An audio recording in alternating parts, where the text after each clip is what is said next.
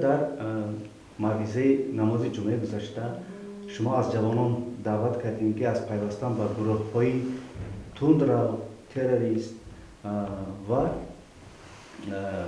اهل تشیع خودداری کنند.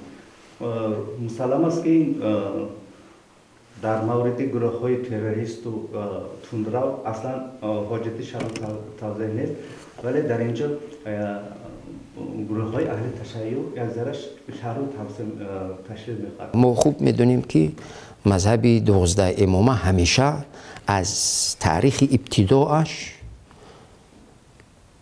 در جستجو و تلاشی به دست آوردن حکومت است. یعنی شیعه 12 امامه همیشه همه سال وفاتی یا شهید شدن امام حسین رضی الله تعالی عنه رو که ما با جان دل ما دوست می‌داریم، پیغمبر فرزندان پیغمبر، نبیرگان پیغمبر رو ما با جان دل دوست می‌داریم، ما هم امام حسین رو رضی الله عنه رو دوست می‌داریم. این از ایمان ما هست. اما می‌بینیم که عاشورا برقرار کردن و عزاداری عاشورا، یعنی کشته شدن امام حسین رضی الله تعالی عنه هر سال، یعنی این همون مقصدی، یعنی میگفتن که اینجا امام حسین در مقابل حکومت ظالم قیام کردگی هست. یعنی این همون معنی رو دارد که ما باید در هر جایی که نباشیم، یعنی باید که دست به حکومت بزنیم و باید حکومت داشته باشیم. همین خطر پیوستن جوانان به صفوف اهل تشیع در داخل تاجیکستان وجود دارد، یا که منظور شما با اون جوانانی که از تاجیکستان خارج میشن و در کشورهای خارجی مثلا تحصیل میکنن؟ قبل از اون که به این سوال شما من اشاره کنم، در ما شیعه اسماعیلیه وجود دارد که ما اسرا باز دوستانه و اهلانه با اونها زندگی داریم، ما یگان مشکلی نسبت اونها نداریم. درست که در مسئله شیعه 12 امامه خب هستند بعضی از مبلغان که در داخل تاجیکستان هم تبلیغ میبرند و دعوت میکنند مردمی بی سواد و کم سواد و بی معرفت دینی رو، و خصوصا جوانانی که حالا اصلا یگان فکر و ذهنی یا که یگان علم و معرفت و فرهنگ دینی یعنی نول دارند، صفر دارند، اونها رو دعوت میکنند و به خود جلب میکنند. خب هم در داخل و هم در خارج البته بعضی از جوانان کم سواد یا بی سوادی ما رو میبرند، تعلیم میدهند و از اونجا برمیگردونند و میارند. این چیز وجود دارد.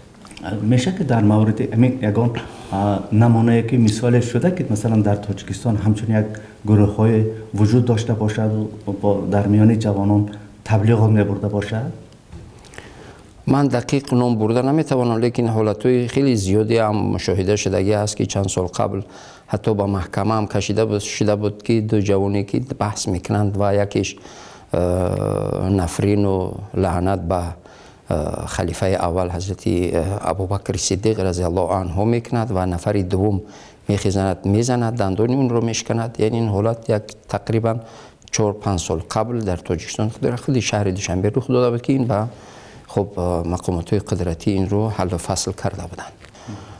اما هستند بعضی خبرهایی که تشویش آور هست در حقیقت.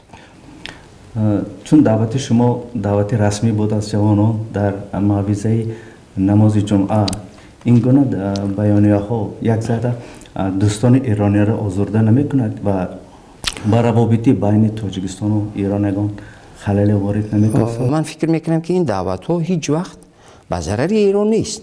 همچنین که ما اعتقاد داریم هرگز نمیخواهیم که در ایران با سبب مذهب های گوناگون یا که فرض کردیم تکفیری ها و دیگر گروه هایی که فرض کردیم امروز خیلی بیرحمانه عملیات ها انجام میدهند، هرگز نمیخواهیم در ایران باشد. و من فکر میکنم که ایران هم مردم دوست و برادری ایرانی ما هم نمیخواهد که تاجیکستان هم در تاجیکستان هم یعنی خدای نکرده گروهی از شیعه های اثنا عشریه 12 امامه با وجود بیاید و این رو دشمنانی هم ایران هم تاجیکستان این رو سوء استفاده کنند و یک سبب ناآرامی در تاجیکستان باشد. برای صحبت حضرت سلام باشید، موفق باشید. خدا برکت. موفق باشید.